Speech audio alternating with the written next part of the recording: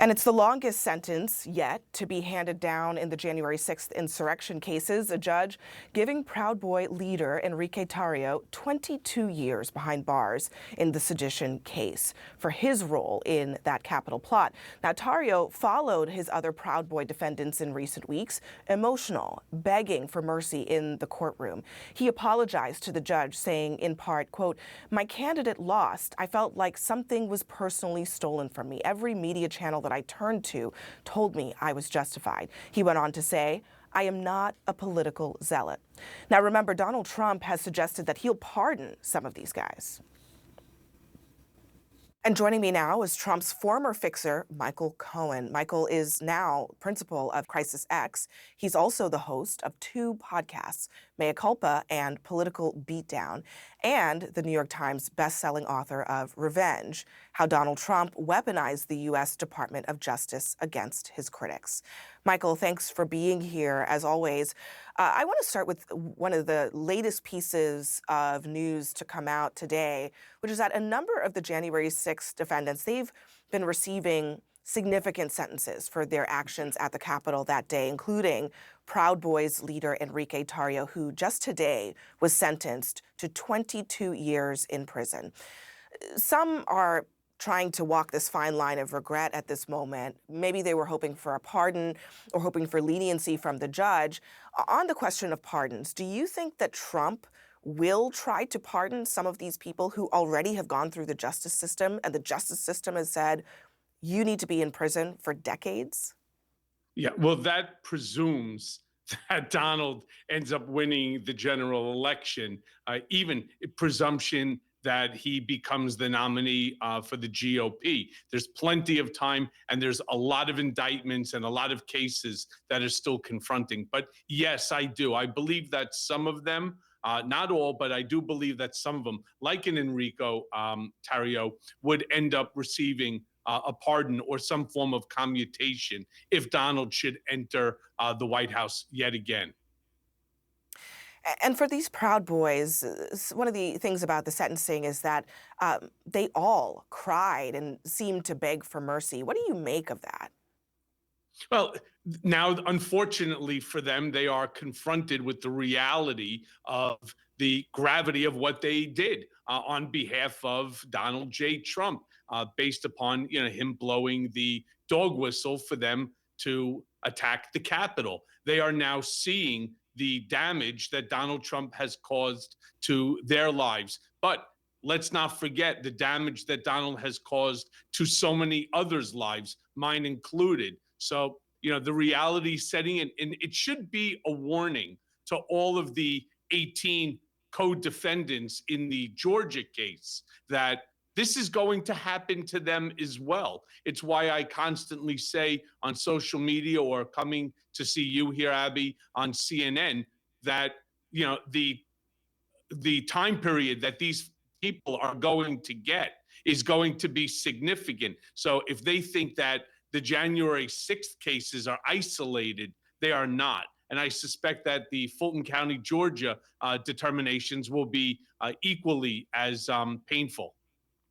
You just brought up the Georgia case. Now, all 19 of those defendants have pled not guilty in that case. With all of these defendants in Georgia and the unindicted and unnamed co-conspirators in the federal cases, we are starting to see a lot of finger pointing playing out in the legal filings. Do you think that they will make a break with Trump like you eventually did? Well, my hope is that they take a look to see what just happened with Enrique Tarrio, where he got 22 years. Then the other insurrectionist got 17 years. These are real sentences, not that mine wasn't at a 36-month, 3-year sentence. It was significant also, especially based upon what the crime was. But these are real long sentences. And if they want to be part of that club of people who spend basically the rest of their lives behind bars, my recommendation for them would be speak now. Because as soon as the guy next to you or the woman next to you starts speaking and spilling the beans, your information is not as important, it's not as significant. So the person really who starts to speak first is the one that will get the benefit. Hmm. A big part of this in the Georgia case, and actually in the federal case as well, that looks into the efforts to overturn the 2020 election results, is former White House Chief of Staff Mark Meadows. He provided testimony last week in the Georgia case, and he put a lot of his actions at the feet of Donald Trump.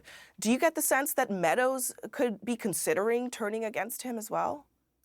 Sure. If again, if Mark has half a brain, then yeah, he would be speaking right now because he knows that Donald will point the finger at him on any opportunity that he gets. No different than you may have seen in the deposition that Donald gave with the New York Attorney General. He pointed the finger at his own son, Eric, throwing Eric under the bus. What is if Eric can be thrown under the bus by Donald? What do you think Donald will do with someone like Mark Meadows or somebody like Rudy Giuliani or Sidney Powell or any of the other co-defendants? Donald doesn't care about anyone or anything other than himself, and he will point fingers and throw anyone under the bus to save himself. You know well how expensive it is to deal with the legal challenges that face people who are embroiled in these things with Donald Trump. But right now, it does not appear that in the Georgia case, Trump is paying any of the legal bills for these folks, even for someone like a Rudy Giuliani. And now CNN is reporting that some of Trump's co-defendants in Georgia, they are struggling to even afford the legal issues that they haven't even really gotten into yet. It's just the beginning. That cash crunch, do you think that cash crunch can incentivize people to flip?